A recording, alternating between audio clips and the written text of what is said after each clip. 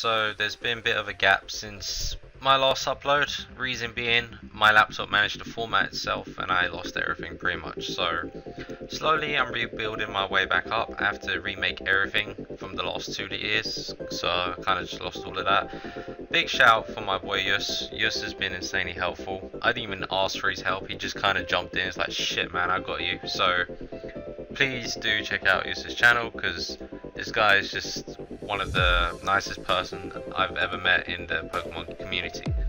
Anyway, to get right into it, I have an opponent here. When this guy came up on my screen back a few weeks back, having VGC in your name just means you want people to look you up. So I looked this guy up. I noticed he's a pretty high ranked player. He seems to be the first best player in Europe, which is pretty amazing. He's the only person in the top 10 that wasn't Japanese. And I went on his Twitter and I noticed that he was like pretty high ranked. I managed the season leaderboards have reset now. I managed to finish fairly high for my place, but the thing is I stopped playing because I lost everything, so I didn't really want to carry on playing. So anyway, this will be my opponent today. Also, you might realize real quick that the Pokemons themselves in this footage have no outlines. Basically, I'm trying something different. I needed a 1.1 version and it gave me one with no outlines, so I thought I'd use this. The animations look interesting. Anyway, my opponent here, in team preview, I noticed that he had quite a heavy Trick Room team. So I'm over here thinking, okay, well, I know my Pokemon are going to be faster anyway, so I don't see a need to bring Zapdos. I don't see a need to set up Tailwind. So I just went ahead and bring some Pokemon that I think I'm going to do well. I bring Aegislash in case he does want to set up Trick Room, so Aegislash can try Sweep since Aegislash is rather slow, I guess. So I'm going to go set up Psychic Terrain, and he goes and sets up the Electric Terrain. So now he can freely get off a Fake Out. I'm going to go ahead and Mega Evolve with Charizard. I'm just going to try attack. So I'm gonna just get some damage out, so I go for the Heat Wave with Charizard, and I know he gets to fake out something, so he does actually go for the fake out towards Tapu. So I can assume that he's gonna try take out my Tapu. I guess he doesn't really want that Psychic Terrain, doesn't appreciate it. So he goes for the fake out on Tapu, whilst I go for the Heat Wave. Heat Wave is going to do a pretty decent amount of damage, especially on Koko, because Koko just kind of came flying in here without really protecting itself, and I'm going to do way over half, put that Koko in red. And Scrafty didn't take so much, so I can assume that Scrafty does have the Assault Vest. So I'm going to go ahead and put in Landorus here. I'm going to try getting Intimidate off on Scrafty, because I don't want Tapu to die just yet, and my plan was to just try finish off the Koko really, because I would like to win the terrain war. I would like to abuse the Psychic Terrain later, because I did see in team preview that he does have a Mawile. So this turn I bring in Landorus in case he did try to Thunderbolt that slot, and I did protect the Tapu so that it doesn't take damage just yet. And then this turn I'm gonna try kill something. So this turn I just go for the Rock Slide with Landorus, and I just target the Koko with Tapu. So he switches out Scrafty. I guess he wants to reserve that Intimidate for later. He brings in this thing that I know has the Trick Room. So his Koko is gonna go first. I don't understand this, right? They're Trick Room teams, but sometimes they have faster Pokemon. So this Koko is going to be way faster than me. He's going to get a critical hit with a Thunderbolt. Unfortunate. The Life Orb damage didn't even kill itself. It just lived on like negative 1 HP. I'm going to successfully hit the Rock Slide, thank God. And Koko's dead, but I lost Tapu in the process. I honestly thought I could probably take a hit. And I honestly didn't think it was going to be that fast, because it was Trick Room, but I guess I mean, maybe it kills certain things so that Trick Room can set up later on. Anyway, he brings in Scrafty, gets the double Intimidate. I do bring in Aegislash so that if he wants to set up Trick Room, it's completely up to him. Scrafty goes for the fake out towards Landorus. That's fine, he can't really fake out Aegislash. If he wanted to knock off Aegislash, that's also fine by me, it's not going to kill me. on this turn, I'm not, jokes aside, I'm not going to risk it, and I'm just going to go for the full Z move. I thought if I went for the Shadow Ball, there's a good chance that it's not going to kill, even though I'm max special attack. I see like it living and then Berry activating, and then if he gets up the Trick Room, it can be a pretty big problem for me. So I don't want to dick around with this guy. I know he's a good player, so I just go for the full out Z move on the Goth Pokemon. I don't really know what it's called. So that thing's dead. He's down to his last 2 Pokemon.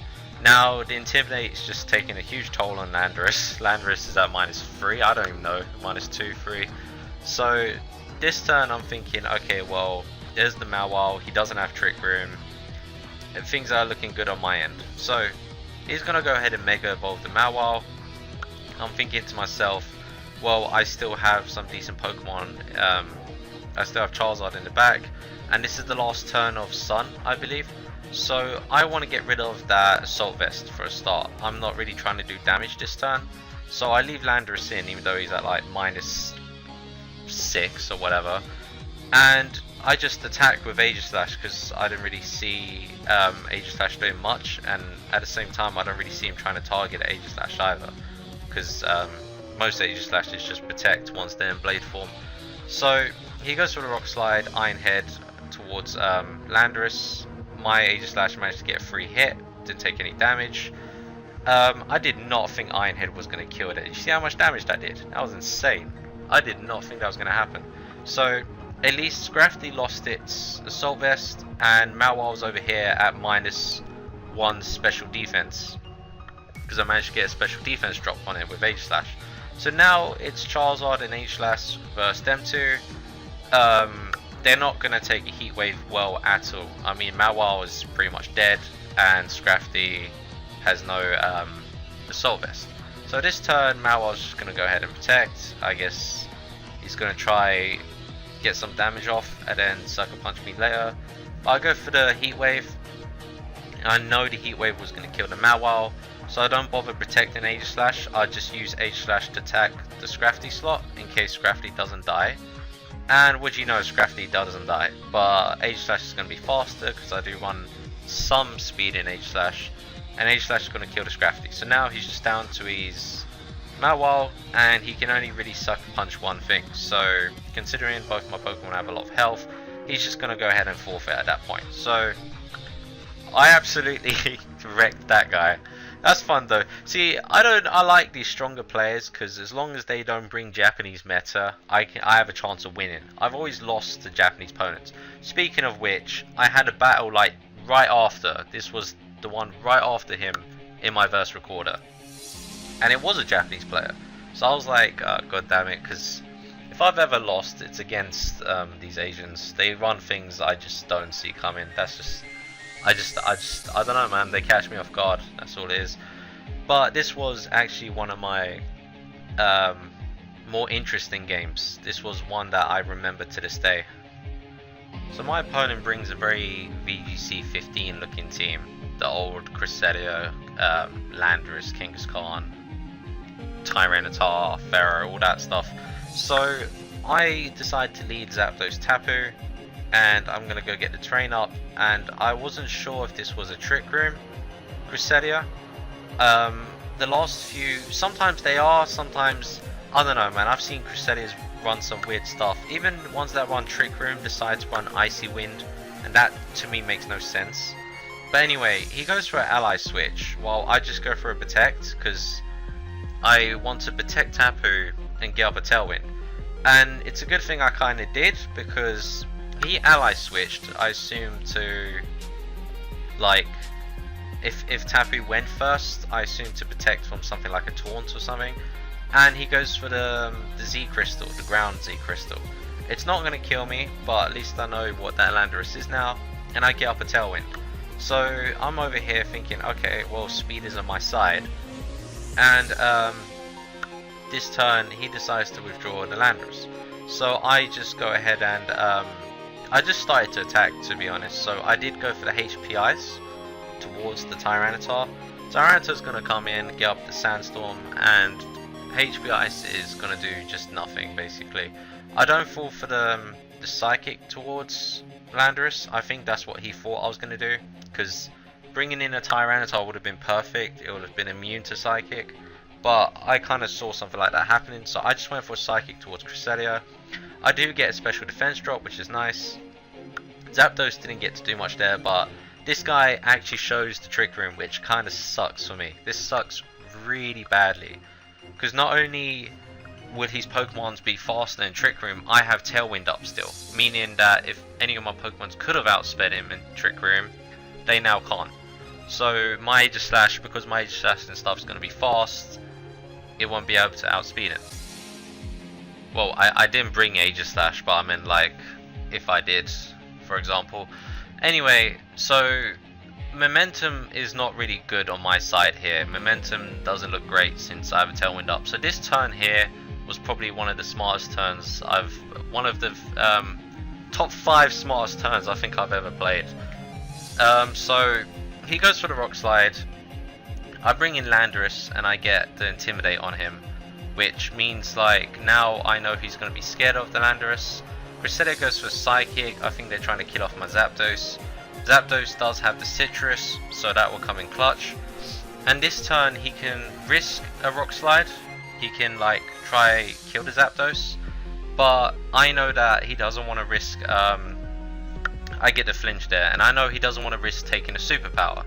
So this turn, I was thinking to myself, I need to like turn the battle around because it's on his favor right now. So he switches out Tyranitar and puts in Landorus, but me being just just a pro at this game, I knew that was going to happen. I knew that he was either predicting a T-Bolt in that slot or a superpower in that slot, and that would have worked out to his favor really well. I knew if he had an Ice move, this is the time he will reveal it. So now I know it's Psychic, Ice Beam, Trick Room, and Ally Switch. And I do go for the HP Ice towards the Tyranitar, which turned out to be Landorus. So this turn I'm going to go ahead and knock off the Cresselia, and I'm going to HP Ice the Landorus. So that turn was amazing for me. I know the Landorus is an Assault Vest, so I could have killed. Landorus is going to live on red health, and lucky for me that was a Citrus Cresselia. So one turn of Sandstorm would have activated that Citrus, but luckily I got the knockoff now instead of I thought it was going to be one of those other berries like the Mago Berry or whatever it's called. Anyway, this turn my Tailwind runs out, so Zapdos will be faster than his Landorus. So all of a sudden momentum's on my side now. That's how you like turn the game around. Rock Slide is just going to go ahead and miss because there's no one to kill, and Zapdos is going to die to sand. But you know what, Zapdos, you did your job. It was amazing.